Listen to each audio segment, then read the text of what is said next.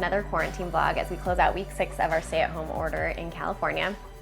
The week tends to start off really strong for me. I had a great speed workout on Tuesday. It was a progression tempo, so 2 miles at 7-minute pace, 2 at 6:50, and 2 at 6:40. Speed has been really tough, as I shared last time, because it is an added stress on top of trying to keep my distance from other people while I'm out there. But I got out early and just tried my best. We've been doing a virtual book club with our athletes on Team Sugar Runs, and we're reading The Champion's Mind by Jim Afremow. It's all about thinking like a champion, so showing up each day, giving it your very best, and not cutting yourself out before you even get started. Highly recommend the book, and if running isn't feeling like the best right now, working on those mental skills is a great thing to focus on instead. So I tried to think about some of the skills from the book and going into it just being excited rather than nervous or thinking that I would fail. And I ended up running a bit faster for each set, and rather than feeling like a comfortable marathon pace though, it felt like I was running a 5K by the end because I'm pretty out of shape, but it was the most successful run I've had since this all started, which was really awesome. But as usual, the long run, which was 10 miles and just as long as the speed workout, which went great, the long run ended up feeling really rough. So the goal for the long run was to run the second half slightly faster than the first, and I started having bathroom issues at mile 2. Somehow I made it through 8 miles total, but I actually stopped at mile 6 to see if I could pee undetected, and I got surprised by a park patrol person just before I was about to pop a squat behind a bush. Unfortunately, there aren't many places to hide or pop a squat here, and honestly, because it's so heavily populated and we have public restrooms everywhere, it feels pretty rude to do that anyways, but I was just so desperate. So instead, I just decided to cut it short and run back home and put myself out of my misery. But the amount of GI distress I've experienced over the last 6 weeks while running has been way more than usual. And I think it's just stress from knowing that the bathrooms are closed and that I don't have access to them.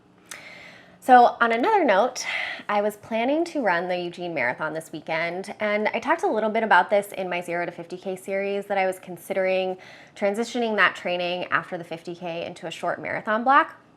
I was planning to keep it to myself and really just minimize the pressure I've felt the last few cycles of putting this big time goal out there, and I was really just hoping to get more experience and have a strong race. That was really the goal. But obviously Eugene was canceled, but several women from the Wiesel Volley, which is another group I belong to, were also supposed to run Eugene and had the idea to do a virtual marathon relay instead. So there were 5 of us, and we each ran 5.24 miles and ended up running a 3:34 marathon collectively, which was great. And my husband came out on our Segway and followed me around and filmed a bit, which made it super fun. So I'll show you guys some of the videos from that.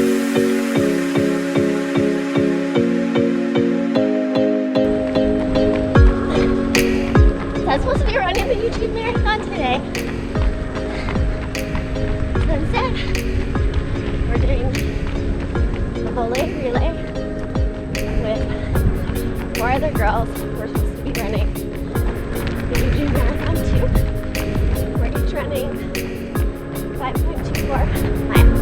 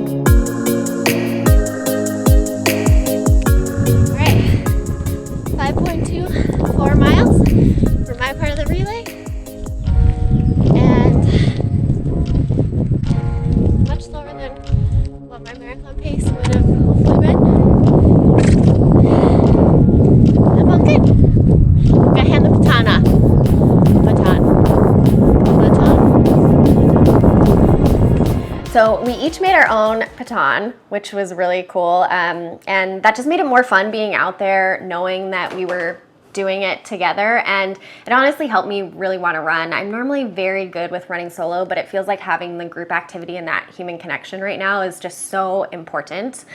And as someone who has been so comfortable with running solo for a really long time and doing a lot of my training by myself, I realize it may be very difficult for runners who are used to running in a group to run solo now. And I shared this on my Instagram this week, but there's so many perks to running with a group, like from accountability to actually pushing yourself more to keep up, which can often help people get faster and stick to their training. But there are also a lot of perks to solo running. It builds a ton of mental strength with no one to push you during a workout or long run when you're tired or you're feeling really challenged. It's really up to you to work through that, and you're gonna have to find the positive self-talk and cues you need to keep going.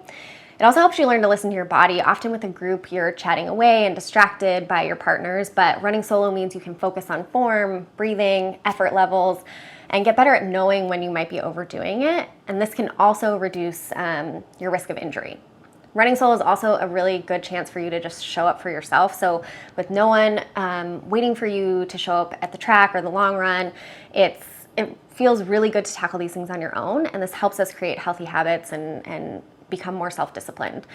So if you are struggling with solo running, just know that it is testing you in different ways and you will come out of this stronger in those areas. So that's it for me this week. Please subscribe so you can catch new videos, and I hope that you all are staying well and safe, and thanks for watching.